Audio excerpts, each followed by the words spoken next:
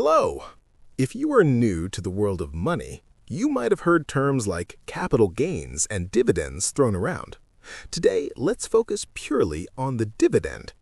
Imagine you are a co-owner of a local pizza shop.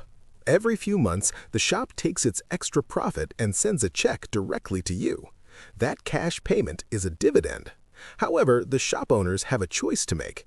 They can either pay you that cash now or keep the money to buy better ovens and open new locations.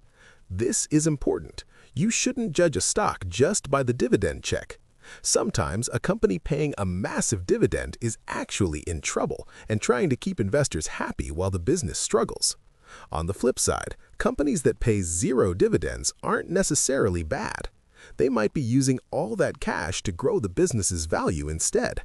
This leads to the other way you make money, capital gains. Join me in the next video and we will explain exactly how that works.